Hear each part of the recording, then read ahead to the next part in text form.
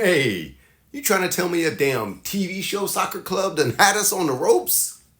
I'm Raj Groves of Believe in Chelsea FC, and there were positives and negatives from the Wrexham game, plus a couple of bright spots I've got to tell you about.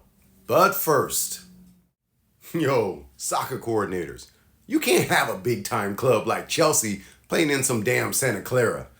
What the hell am I flying to San Jose for? I didn't know they had an airport.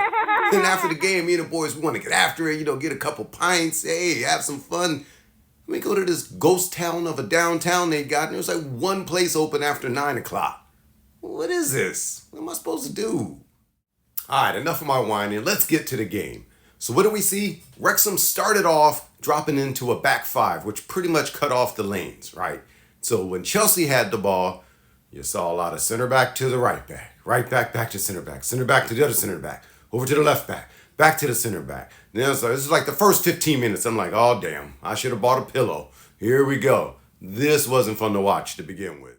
Now, when we did have the ball, it was clear Reece James was going to invert and play in the midfield. Usually in Enzo Maresca's system, the left back does that. But this time it was the right back, Reece James, and he pretty much played as a defensive midfield. It was kind of strange seeing him in there in that position. Usually you see him on the wing, dropping in those beautiful crosses, running down on the right side, but not this game. He was in the midfield, kind of all over the place. It was strange, right? Definitely not used to seeing him play there, and it left us bare maybe once or twice. We got caught in the counter, out of position a little bit when he was up that way, but the center backs recovered, shut it down in the first half. Reece James also handled the corners, and he almost scored on a free kick, or at least gave the goalkeeper some trouble. So it was strange. He was very involved. The captain was all over the place, and he came out of the game healthy. We did get a goal in the first half, and it was my man Christopher Nguku who showed nice poise in that finishing touch I always talk about. And it was set up by no other than Tyreek George. That's right. The young 18-year-old I told you about started on the left wing, and he was involved. He was going at people, and he kind of got the ball, moved to the middle, took a long shot, which might as well do sometime. You can see what happens. Of course, it bounced to Nguku, who showed some poise, didn't panic. Bam! Bottom left-hand corner. We're up 1-0. So I mentioned I was looking forward to seeing some of the youngsters, and Tariq George definitely didn't disappoint. He was involved. You could see right there, he has a future. I don't think he's going to stay up with the B club. He'll probably, if anything, be loaned down or still play with the developmental team. But he looked good. He looked like we had a future at left wing, because when we get to the second half, you'll see I'm not sure we have it yet. Now, the real bright spot in the first half was new signee Mark Gue. He was all over the place, pressing, making the goalie uncomfortable, getting rid of the ball in panic motion, winning back balls with his press, non-stop motor, just a nuisance the entire first half. He even showed sometimes he can hold off a defender and win a ball when he's holding up play.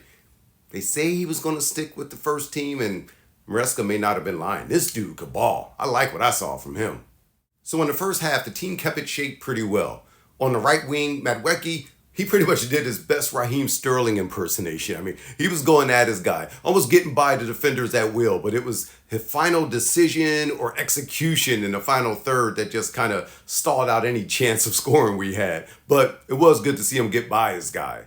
So 1-0 at the half. I'm feeling all right. We got a deep squad, so you know there's going to be some subs. 10, in fact, at the half. And on came the second half, and that's where things got weird, folks. Okay, so 10 subs, like I mentioned, but I don't know if these dudes took a boat over instead of a plane, but it looked like they ain't never been on the pitch together. I'm talking about no chemistry, no cohesion, getting caught out of shape multiple times. The first Wrexham goal came on a turnover, and of course they caught us all franked all over the place. A cross went through about 4 Chelsea or Wrexham players, and then Chilwell was caught trying to track 2 players on the far post and didn't track either of them. Didn't guard nobody. The Wrexham player, got to give him props. He stayed ready. Bam, scored the equalizer. All right, it's 1-1. No big deal, right? No, Wrexham almost scores immediately after. The left side of the defense was horrible. Chile looked like lost, confused multiple times. Raheem Sterling wasn't tracking back. It just looked bad, especially on the left. And I mentioned earlier, Chilwell has to impress this preseason and stay with the team, because with Cucurella and new signing Vega in, I'm not sure if he has a spot. All right, now fast forward to the 71st minute, and Wrexham scores again. Another turnover, and yet again, completely out of position, out of shape. It was a great finish by Marriott, but could have been better goalkeeping. I don't know. What do you think? Anyway, this was the story of the second half. Totally different from the first half. And I get it. We're mixing and matching players. Half of our starters, aren't even on the team yet. They aren't with the roster. So it's to be expected. But it was just disappointing to see. Maybe just because I was there in person. So now I'm like, damn. I'm looking around like, we're about to lose to this damn TV show team. Like in person, it just didn't feel right. Of course, Chelsea starts pressing a little bit more then, a little more sense of urgency, and we get an equalizer, but still wasn't enough for me. Like I said, maybe just because I was there in person. But it was great seeing all the supporter groups. Chelsea in America was large. LA Chelsea Blues were there. The New York chapter, the Las Vegas chapter, met some of those cool cats. And by the way, the Las Vegas chapter is looking for a new home to watch their game. So hit me up or hit them up. I'll tag them if you know of a place to check them out. And, this is what we're going to see. So the next game is going to be, of course, on Saturday versus Celtic. We'll see how we're going to approach this game. Like I said, right back inverting, which was Reece James. And then in the second half, they did the same thing. Malo Gusto played in the middle as well. So defensive mid of sorts. So once Cucurella comes back, it'll be interesting to see if they move him from the left into the middle. And I wonder how that's going to change.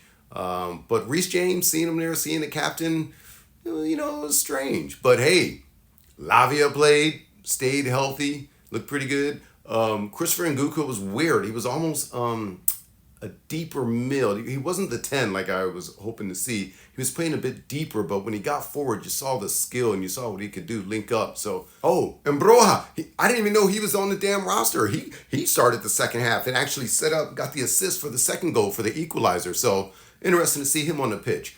Does he have a future here? I thought he was as good as gone. Who knows? Lots to see here. Lots to go on. Can't wait to see how they set up for the next game. We're going to be here, of course, all season long, reviewing, previewing, but really fun to get this first game out of the way. And I just wanted to see it in person, check it out, let you guys know what I think.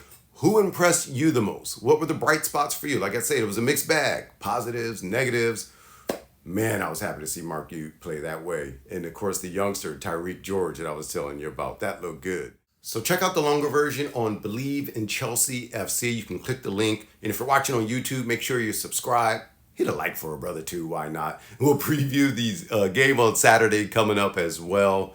As always, I'm Raj Groves. Believe in Chelsea FC. Let's get it, Blues.